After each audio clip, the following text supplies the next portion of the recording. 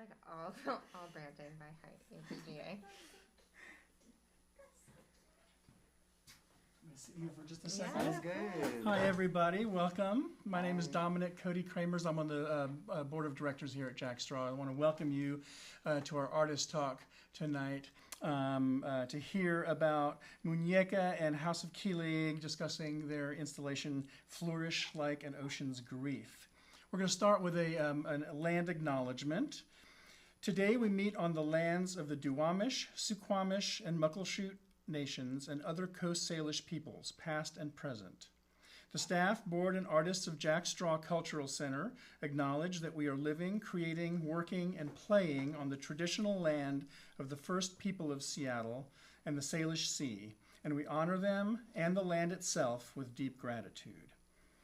Jack Straw's various artist residency programs are generously supported by a few folks that I'd like to mention: Seattle Office of Arts and Culture, For Culture, Washington State Arts Commission, National Endowment for the Arts, Arts Fund, and the Rainier Foundation, and of course individual contributors like you all perhaps. I'd also like to thank our tech engineers tonight, Aisha and Carlos. And also want to mention that our next new media gallery installation, which is going to be by Romson Bustillo, which is called Proximity Modifier number 49. It's going to open with a special weekend reception on Sunday, August 4th at 4 p.m., running through September 13th. There are postcards in the lobby and, of course, information on our website, jackstraw.org. So please welcome Moonyeka and House of Kilig. Hi, everyone. My name is Kai. My pronouns are he, they. I'm joined by the amazing, some of our amazing co-artistic directors at House of Kilig. I want to give you all a moment to introduce yourselves. Me first. Okay.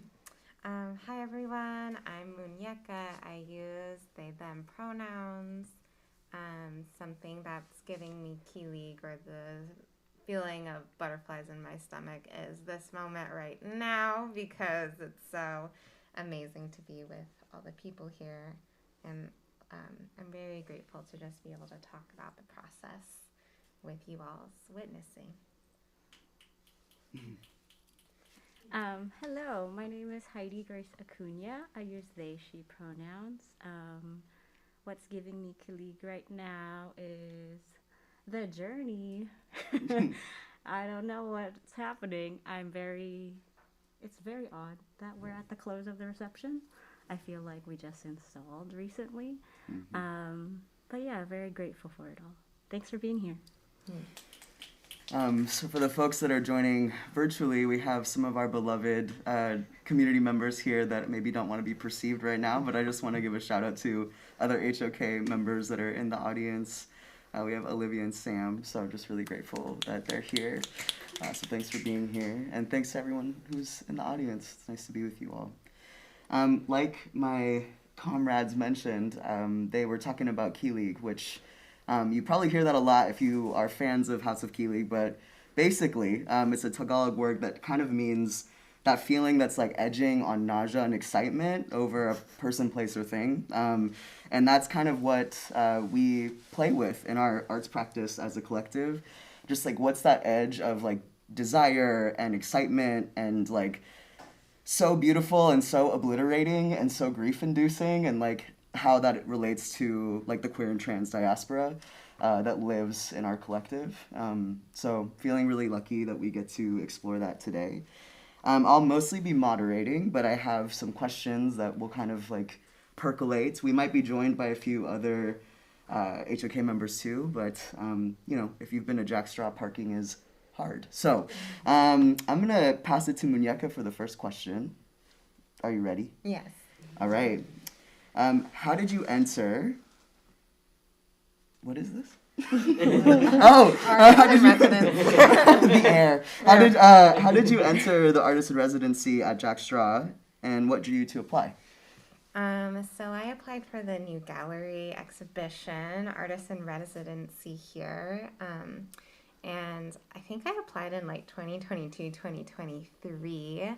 I had just been sort of emerging in and out of like a music practice again, a sonic practice, but already had a bunch of like various dance performance, like site-specific weirdo art things going on. And I had my favorite form of art is probably music videos. And I think I've never really, I identify as interdisciplinary, but also I don't really understand how we can even like separate art genres. Like it doesn't make sense to me for myself. And I had a vision of like wanting to unravel like this concept of Harana and like queer it and trans it. And Harana is like this like courtship ritual in the Philippines, but also like in Central and Southern America and throughout diaspora. And it's very much that moment in that one movie where someone takes a boombox and they're like playing music to like sort of get their lover to come out and pay attention to them. But like way back then it was like just guitar and like singing, like your singing voice. And then I basically pitched to Jack Straw that I wanted to create this like multimedia album experience. So that included like having a gallery that's experiential. And as a dance-based artist, I was so used to only having like 5 to 20 minutes to doing the thing, and then it like kind of disappears. And I wanted to have more like staying power for people to be more immersed into it. And so I was just curious. I was like, okay, like I want to kind of explore these concepts. I want to explore Harana through like an Aswang lens, and Aswang are like akin to Medusa, like demonized spirits, misunderstood. Usually my experience is like it's a mythology that is used as propaganda because it's always like the same story over and over again and nothing gets expanded. So I wanted to be like, how do we swoon that type of embodiment, which is an embodiment that I might relate to. And then I invited like some collaborators to play on that. And that happened to coalesce with this bass residency. And so I invited some like old collaborators and some like budding, like new connections, just to be like, let's go play at bass, where I got to have 24/7 access to the theater. And I, for one, am not a individual like solo artist in this way. I like to have a process-based social practice around things. So I just kind of posed questions. And then we somehow made like a 2-hour performance and ran it like the first time all together. And it was really wild. And then we translated those parts to Whidbey Island for a film. And then we did some of the recording of that live performance here. So there's a lot of translation and iteration. And then we created this exhibit to sort of show the deconstruction and eruption of what ultimately created our film. Because I think like in a lot of forms, we're not allowed the space that is like longer than 5 to 20 minutes or even 2 minutes to do the thing. And I think it felt really important that Jack Straw had this opportunity where there could be multi-genre, multi-discipline like possibility. And so that's kind of like what piqued my interest, but I really wasn't sure what it was gonna be until the people arrived with me. So I am the instigator, but I is very co-held with all the collaborators on the project. What else? Yeah, I think this is technically my maybe like second gallery exhibit with like all these rad people, so it felt like a big deal to be able to not just have like a tiny corner, but like a bigger space to play with versus like, can you shove all your idea like on 11 by 14 wall space, and it can only be experienced like in a certain dimension. And I think I wanted to have a embodied experience. So there you go. That's kind of what I was going for. That's all. That's it. Just a little something. Just a little One something. quick breath. Just something Yeah. like that. Yeah. Amazing. Yeah, I feel like it's amazing to hear you talk about it because being part of like every step, both as a collaborator but also as a witnesser of just like the breadth and the depth of the process, like process on process on process on process. The fact that you could even speak to it the way you just did is really amazing because like I feel like you had to be there to know like how deep this really goes. And I'm curious, this is not one of the listed questions, sorry, but as you were speaking, I was thinking about like the importance of archive. Being queer and trans people of diaspora, like the importance of archive and why now, and I'm just sort of curious, like what pushed you to archive yourself and the people you love more expansively like this? That's such a great question because prior, I think some of my aversion to gallery and aversion to like even soundtrack or visual is that I was really not in a place. I was discerning on like what's sacred and what's like, and I think in dance it's like you're there or you're not. You're there or you're not, and like I might have a recording and I may or may not post it, and I felt like that was really sacred and very boundaried. And so I was kind of like anti-archival in that way for a long time because I was like, I feel really complicated about inviting myself, inviting my community to come and do like vulnerable things, and then that be like, you know, if I think about gallery and when I think about space, I just already think about consumption and I already think about like objectification, right? And so I think I had to go through a process of releasing that I can't control that. So if I wanted to archive something, what would I want to do? And I think I was like, I want to be able to sit with myth making as world building and as like a tool that we can embody that and also expand on stories that are like old and tired in a way. I think also we're in a time that's like peak anti-queer, anti-trans legislation, and I think it is, when I asked people to come into the process, I really framed it as this is process is like gonna be low risk. I really am just like here to play. And then I was trying to be as thoughtful with everyone as possible about like, what is it do we want to try and share? Because when you're in process, like, right, there are hours of time that like people don't get to see, and it's only us that knows like what had happened there. And so I just have been thinking about like what it means to take myth making that has been misused as propaganda, right? Like a lot of a siren story, which is the archetype we explore for this particular section of what we want to do, has been like, what do we know about sirens? They're like, oh, they're gonna lure somebody and they're gonna kill this man, and then they're and watch out, and they're so threatening and scary, right? There's like a very polarizing experience. And so I was curious like what that story is if you place that story with a siren or in collaboration or co-conspiring. So I'm using that as sort of a metaphor for people to access, because I think art like creates that accessible portal. But really for me, the explicit is like, no, like this is a demonized story. So now that we've expanded, remythed, or played with it, and you've experienced it, what even if subconsciously has shifted for whoever was the viewer. And it is like my thought process that even if someone doesn't get it, there's still like a subconscious effect because we're playing with ocean and depth, and like it's not about getting it.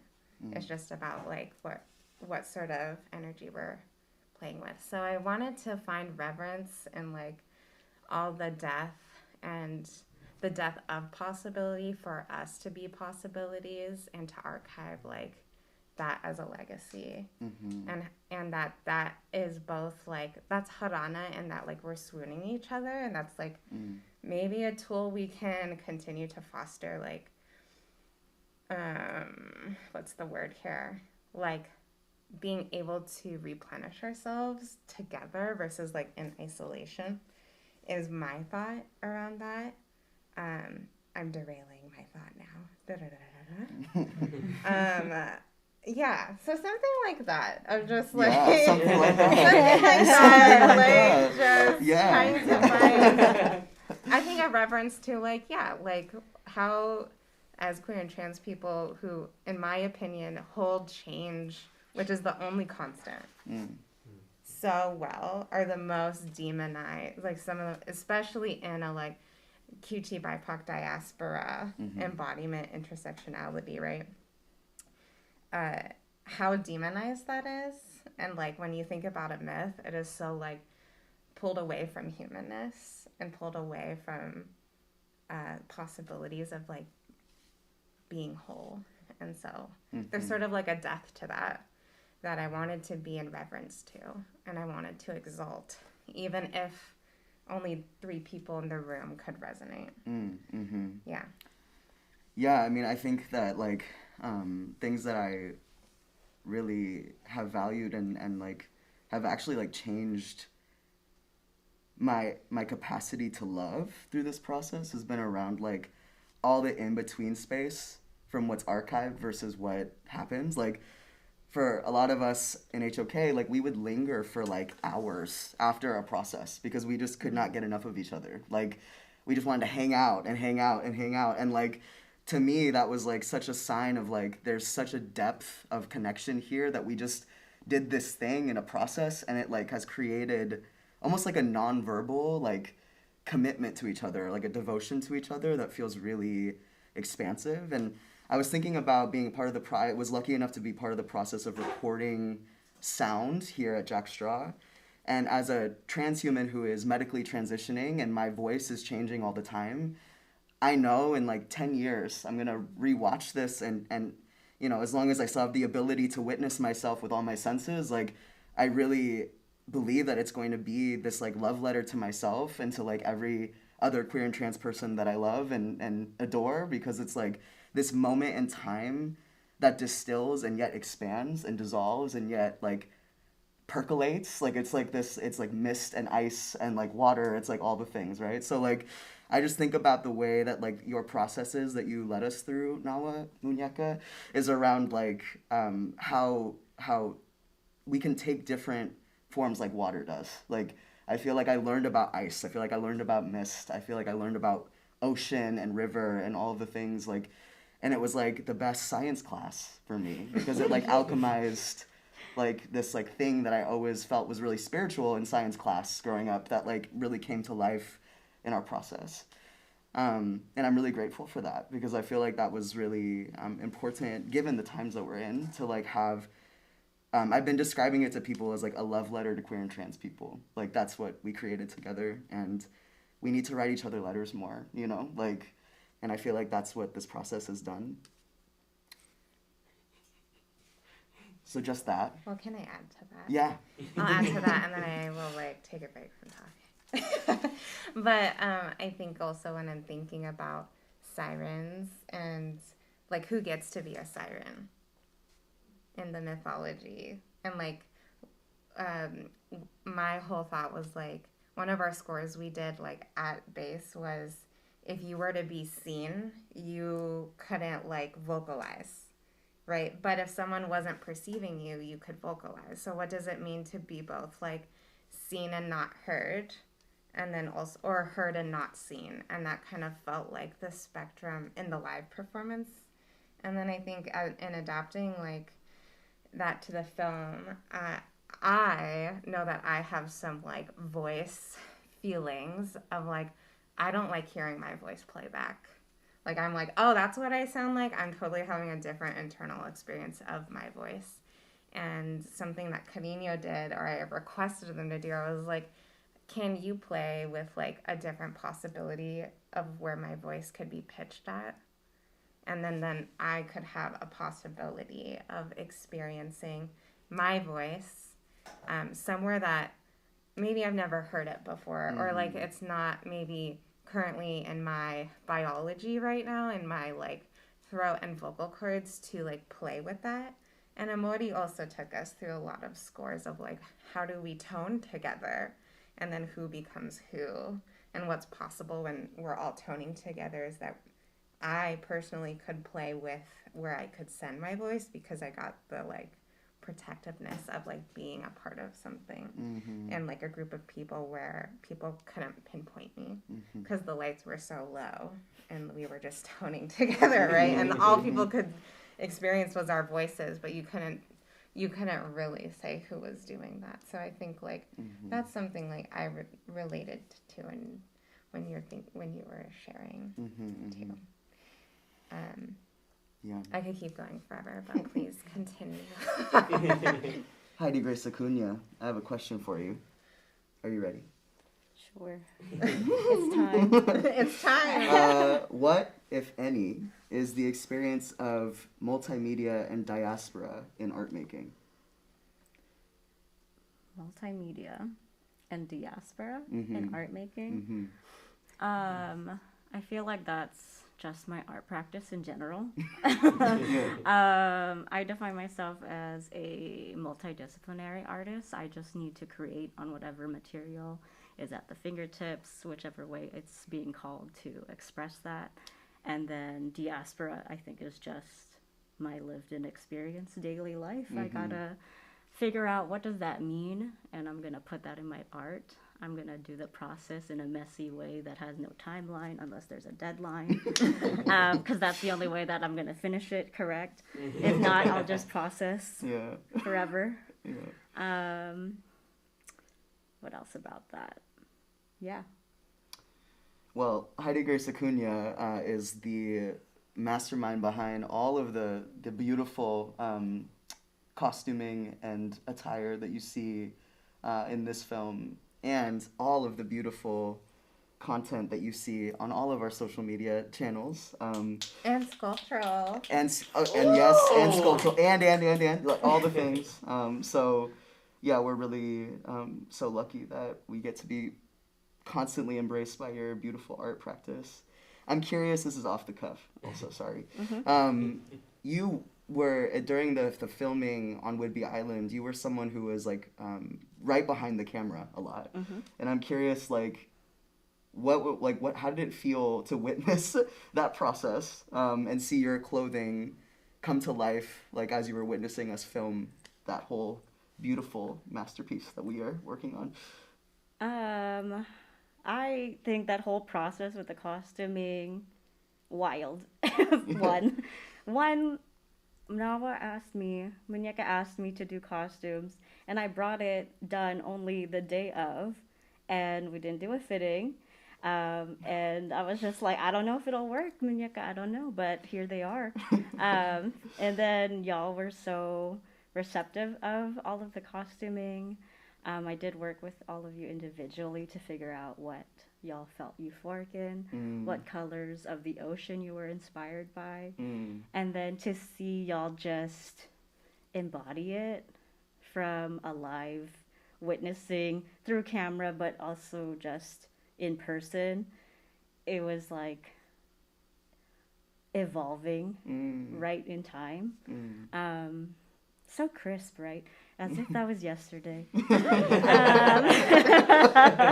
It does feel like that, and I think that's kind of part of the magic of this process, is that the memories are so clear because it was such a great time to create and heal and experiment, explore in that way. I'm very honored and grateful that y'all trusted me with creating those outfits for y'all to really embrace what does the siren archetype mean to you. Yes, I personally felt very euphoric in my blue pants that I still wear for fun outside of that context. This is a check-in with some of our folks in the audience. I'm wondering if there's any interest in speaking into the space I know, Sam, you're not really feeling it, but Olivia, how are you feeling? I'm witnessing. You're witnessing. Cool. Okay. Well, I I have can answer a question. Oh, Yeah. yeah? I love that, Sam. Okay, Sam. Sam, I'm curious, what is one moment you recall and treasure from this whole process? Okay. This entire what? Here, you can just have a microphone and sit right there if you prefer. No, it's okay. You got it, you got it. You can just turn your back to the Hi. camera. Hi, Sam. Oh, I feel like okay. Literally, there are so many, too many moments. Literally, the entire process was a treasure. And I think one of like the most like salient memories that I have of it like really hitting me in the face was I think when when we got to do the live performance at base and we saw our backs on the wall, projected onto the wall. Oh my gosh, yeah. And I have just like never felt so like alive in my body, like felt every part of my body come alive getting to witness that, and not just like my own self but also my sibling and also Theo, and just like the way I have never gotten to really explore or like experience my trans masculinity in that way, like being so perceived, being so big, and like being like actually just like taking up space in a way that like, you know, it's like people tell you to take up space, people tell you to do all these things and also we live in systems that continuously make us small, that continuously tell us to be small, and also literally invisibilize us and disappear us. And so I think being able to be part of a process where saying take up space like actually was embodied and like could be seen and experienced and felt was, I think, like a really beautiful big moment of treasure for me. And I think another little treasure was when we were all stayed together at Whidbey Island, and it literally just felt like a family reunion. I know. And So a really particular treasure within that was when Olivia and Kai were singing Confessions in front of the house, and they were just like really in it. And there's a video of this somewhere, and yeah, I feel like that's like really seared into my brain. Mine too. Yeah. Mine too. So sweet. That's the only person I will ever do that with, is Olivia Stevens. Thank you, Sam. Thank you. I'm sweating. We love you. Thanks Thank you. for sharing. Yeah, I really hear you, Sam. Like, when Nala was like, take up space, then they were like, I'm going to put you on the biggest wall I can find, so get used to it. And yeah, we're here again on the biggest walls that we could find in Jack Straw. And I hope that the folks that are tuning in or watching this recording had the gift of witnessing this space, both just supporting Jack Straw, but also in this exhibit that we brought to life. It's really special. So I hope that y'all got to witness that. How are we feeling, y'all? Do we want to answer like one more question or? I have a question for Heidi. Yes, please. Heidi. Also, I'm gonna like shout out Carlos, who actually was the one that wrote this question originally. We did a podcast earlier, so you could hear us attempt the question together for the second time. But again, timelines. Heidi, I have like two questions, but I'll start with one. I'm curious, like, so you built the sculpture in Flourish like an Ocean's Grief. I'm wondering if you could describe the way the sculpture is existing in the space and like what its doing in the space in relationship to the sound and the light, and why you created that specific like shape, size, etc. Thank you. Yeah. So the sculpture that Moonyeka's talking about is about 3 feet-ish of a sculpture. It's a cardboard sculpture that has mylar all around it. We like to reference it as a sort of seashell, as a sort of disco ball, I should say. And I did title it Refract in the way that it's refracting all the light that's coming from the multiple projections that are in this space. Also kind of going with the theme of like the siren archetype and what does that mean to refract the viewer and refract the audience in thinking, what is the siren? Those were types of themes I was thinking about when creating it. And it is suspended up from the ceiling so that it does have some movement also, again, with like the disco ball. So when people enter, there's like a chance that it'll freely float. And the choice to suspend it was to make it seem like a sort of juxtaposition about where's your place when you enter the room. It ties with the veil that we have suspended as well, in terms of, are you underneath the ocean? Are you submerged? Are you smaller than the shell? Those were ideas we played with that. Yeah, I really appreciate because like the light, the way it hits, it looks like, so when we think of disco ball, it's like these like very angled like rectangle squares that are really specific, but like the mylar and then the projection that V made, which is a super psychedelic, like all this footage that maybe y'all saw in the beginning, it's like that seashell like creates that water wave effect. And then I appreciate the scale because I'm like, right, I've never even like thought of like a life-sized seashell. And then for me, then all the projections are like I'm swimming in the ocean of like these like Theo and Kai and Sam's like heart ocean like chest spaces and like It torso. also does look like a heart. Yes, and it looks like a heart, like, so it's just kind of like, I don't know. I wonder for you and Kai, like, what are the feeling tones that come up for you when you are in the exhibit space, when you enter that space? Like, what happens for your, like, body? Well, I did share this on the podcast. Listen to the podcast. I said for me, when I experience the exhibit, I'm at a type of peace, a calmness. And it was funny because that made us be reminded of the ocean experience again, in the way that I do find calm at the ocean and just wanting to rest. But then it's also just funny because then you have some moments where the sound score is hitting and it's like a wail of the siren. And where Nawa and I were talking about how the ocean gets to have that peace, but also gets to have that roar and that mystery.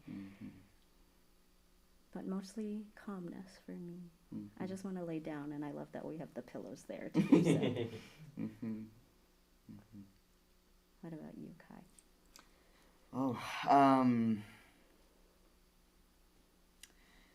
There are like rarely times where I want to stay in a room with no windows. Like that is not actually a feeling I feel very often. I feel usually very claustrophobic, very like, get me out of here. Like where's the outside world? And I could live in that room. Like there's something so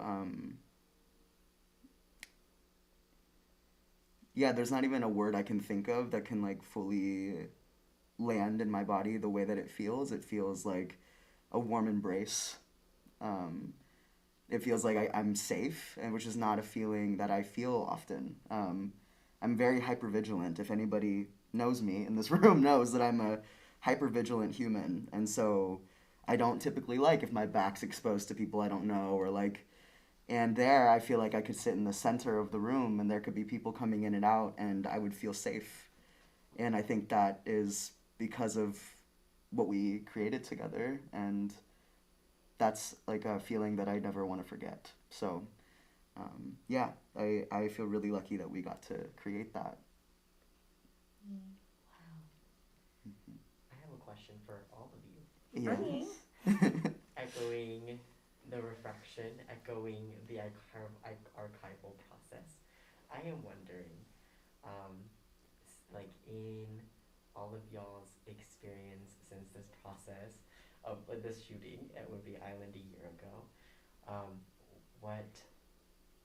what has unearthed for you in your connection, in your relationship to your own queerness and to your own transness in diaspora, since like literally a year ago? Because I feel like this process of like being captured like this, like there is so much like familiarity that I feel, and like I'm like that literally feels like multiple lifetimes ago. Yes. And so Yes. yeah, and so I'm curious, all of you, like what, like seeing this film like come to life, and like really in like the finalized like final process like stage right now to be like shown tomorrow, like what do you feel like it has unearthed for you? Both of you are so funny. You want me to start? Go ahead. Yes. I feel like for me it's about like the siren archetype and the way I've been opened up towards like self-acceptance about myself, and that there is like a way that I emerge, right? Like if I'm going to embody siren, that there's something protective about what I'm doing for myself and the people around me, which is something I repeat in my daily life, which is that when I'm emerging outside and like right when I'm taking on siren as a myth, when do I actually get to see a siren? So like already me thinking about like emerging and being like, we're here, you get to see. That's kind of what I take on, and that there's a self-acceptance that like the energy of me being perceived will not be the same as like being perceived like with people that are like directly intimate with me, and that there's something about that shape-shifting. There's something about like that exhibit of like, okay, the siren as a seashell, or the siren is just the sound, or the siren is just laying on the ground, or and it becomes this animistic thing for me. And I think of archival as like not being without my dysphoria, and like how do I like love myself even in like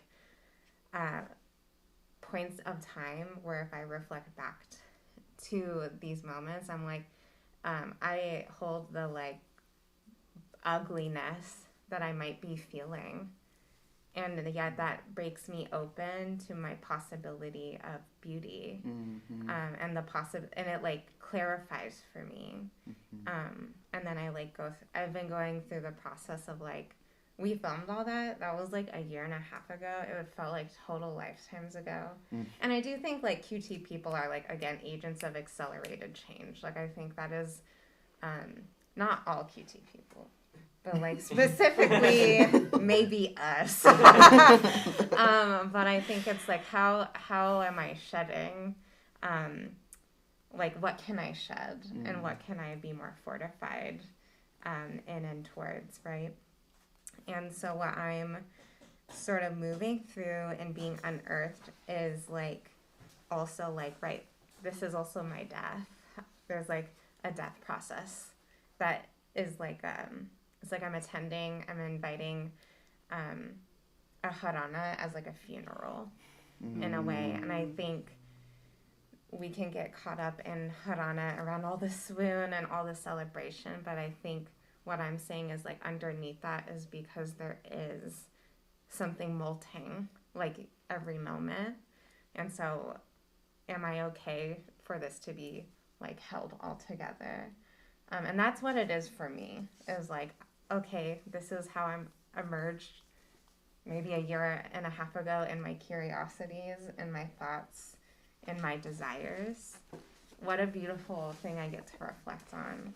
I can't wait to know like what this is like in 10 years. I wonder what descendants will think of that, maybe. as I change too. And I think there are ways where I'm like, oh God, I like completely can't look at this anymore. Like there's ways where I'm like, I'm so fucking tired of it. Like I'm done. I'm like, but I think it also took all of us a moment, specifically me and Amori, to even, I mean, we were wild and watched all that raw footage immediately after we shot it, which was masochistic in some ways, but also like We needed it. ravenous, and I think like, what is the compulsion towards feeling good about it? Mm-hmm. And I'm like, I don't know if making it was about feeling good. Mm-hmm. I don't know if that was what I was doing for me. Mm-hmm. I think it was just to be like real about that moment. Like that was just the moment. Mm-hmm. This is the real moment. That was the real question. That was really how it felt for me. But yeah, it just kind of felt like, how do I self-accept like the many impossibilities and possibilities that it takes for all of us to be existing. Mm-hmm. So yeah, I'm still grappling with that. I think that process will always stay with me. Mm-hmm. Yeah. Could I get the quick notes on what the question was again? Yes. In looking back at this process where we archived ourselves, right? And in your process of archiving the pieces that you've made, like what in this process, like do you feel like you've unearthed in your own connection to your queerness, your transness in diaspora? Thank you. Yeah. Yeah, I think it's a very different experience for me since I'm not directly looking at myself in a year ago. So it's that weird connection of like, how do I see my art and my practice and my diaspora and my queerness in a piece, right? That's not, it's not me, but it is me, right? When I reflect on it now, I'm thinking about how much has changed, how much I've learned about my identity to queer and transness tied with my art making and process, and how I am, let's say, being more accepting of who I am and just being freely putting my siren out there on all the things that I do. Not really going back to double checking if that's the correct way to do something, if that's the traditional way to do something, if that's the professional way to do something, the standard way.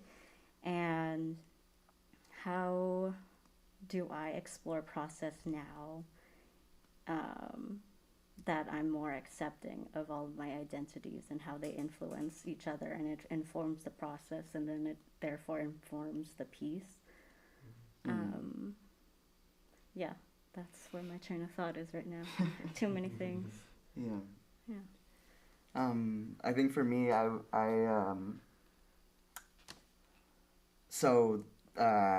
that was the first time my torso was out post-top surgery, out in the world, like to feel the sun on my skin, to like be perceived without a shirt in a public setting, and like, so to witness that archived is like I remember I was still like doing a lot of like scar tissue work because I couldn't really like sit back on the log that I was like, placed on during one of the shots with Moonyeka. Like I literally had to be like, how do I open my chest? How do I not cloak? How do I not like hide and make myself constricted? Like the ask is to be bigger, but like my body doesn't know that feeling at all. And so for me, I think this moment archived and rewatching it, I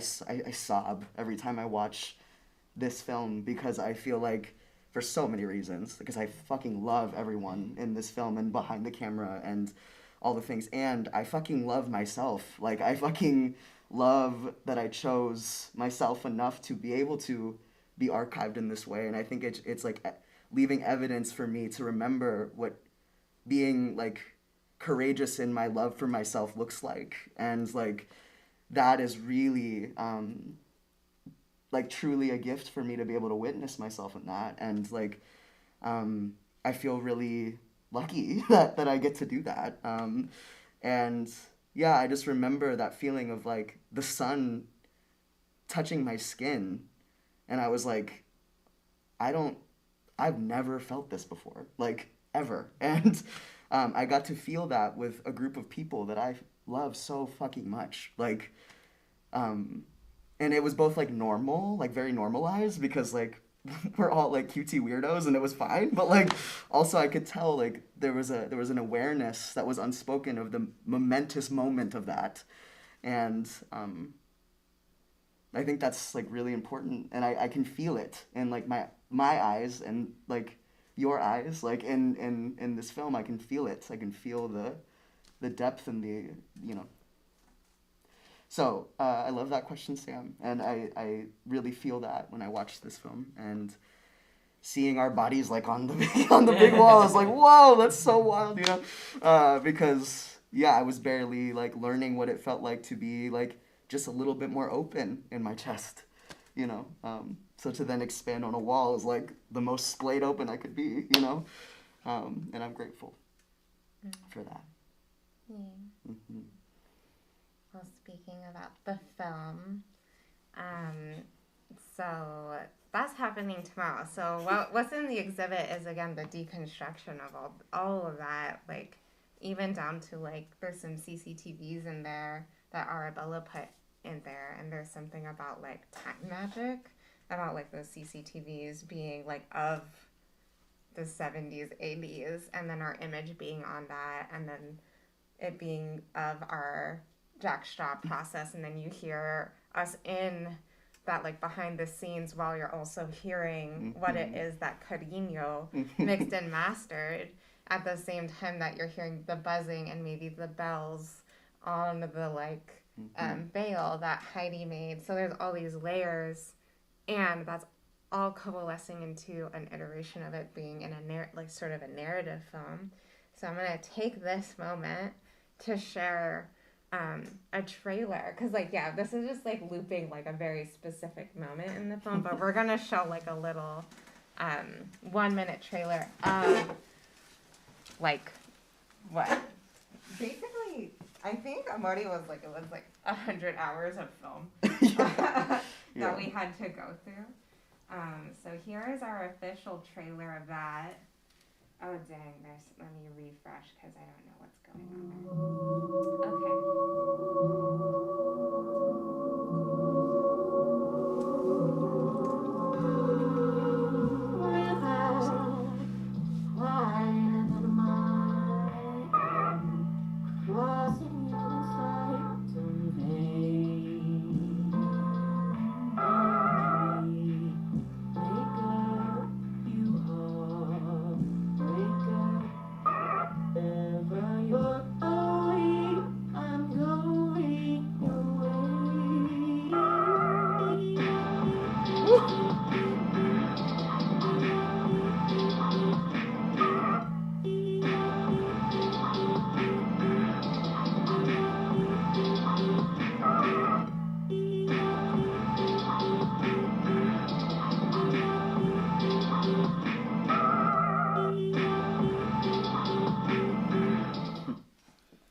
Cute. Yay!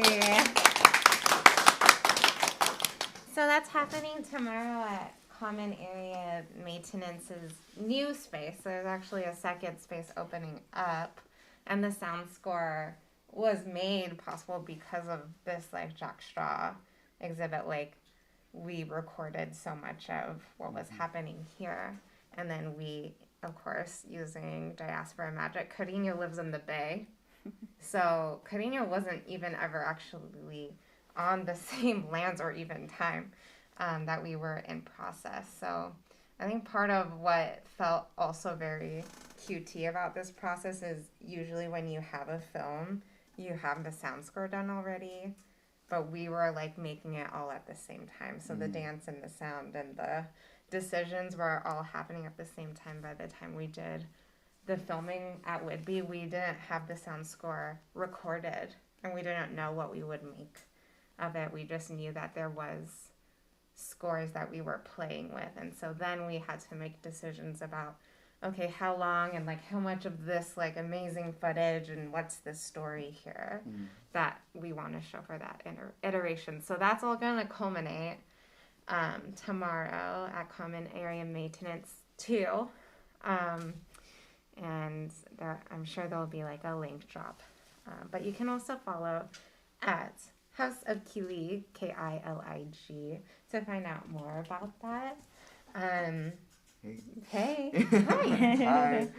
My name's Arthur. I'm a local artist. Hello. I was super inspired by the work you're showing. I don't know if you've heard of scope screenings, but they are a local initiative that shows local work on the big screen in the Egyptian theater. They do one every month. Definitely apply. I think they would love it. Okay. Thank you. Oh my gosh. Thank you. Oh my gosh. What was your name? Arthur. Hey, Nice to meet you. Thanks for being Thanks here. for coming Yeah. and experiencing all of this. Yeah. / let's talk after, because maybe we'll just comp you in tomorrow. Is there anything y'all want to say that we didn't get to say? No. I feel like this is deep. Okay. Well, thanks, Jack Straw. Thanks, Thank you, everyone Jack here. Straw. Thank you so And We'll see you soon. Yay.